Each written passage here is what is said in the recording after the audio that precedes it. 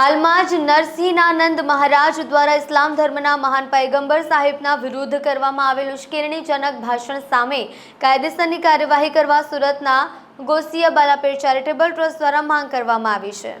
નરસિંહાનંદ મહારાજ નામે સોશિયલ મીડિયાના વોટ્સએપ અને ફેસબુક ઉપર ઉશ્કેરણીજનક મુસ્લિમ ધર્મના સ્થાપક હઝરત મોહમ્મદ પૈગંબર સાહેબના વિરુદ્ધ ભાષણો કરી મુસ્લિમ સમાજની લાગણી દુભાવવાનું કાર્ય કર્યું છે, જેમાં માઇક ઉપર જાહેરમાં હઝરત મોહમ્મદ પૈગંબર સાહેબના પૂતળાઓ બનાવી તેને બાળવાનું કહેવાયું છે, જે કાનૂનની વિરુદ્ધ હોય અને ભારત દેશમાં વસતા કરોડો મુસ્લિમોના ધર્મ વિરુદ્ધની વાત કરી કરોડો લોકોની લાગણી દુભાવવાનું કૃત્ય અને બે સમાજો વચ્ચે લડાવવાનું તેમજ ઘર્ષણ અરાજકતા ફેલાવવાનું કૃત્ય નરસિંહાનંદજી મહારાજ દ્વારા કરવામાં આવ્યું છે।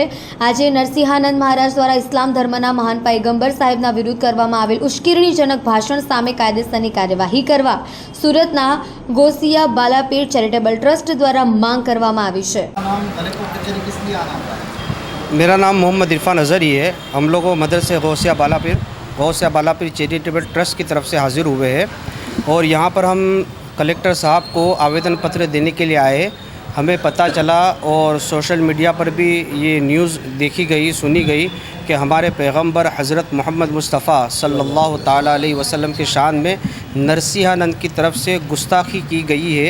लिहाजा हमारा कलेक्टर साहब से और सरकार से हम गुजारिश करते, अपील करते हैं कि नरसिंहानंद के ख़िलाफ़ सख्त से सख्त कार्रवाई की जाए और इस तरीके से एक्शन लिया जाए कि आने वाले वक्त में भी कोई भी हमारे पैगंबर हज़रत मोहम्मद मुस्तफ़ा सल्लल्लाहु अलैहि वसल्लम की शान में गुस्ताखी न करे। और आपकी क्या तरह की मांग है?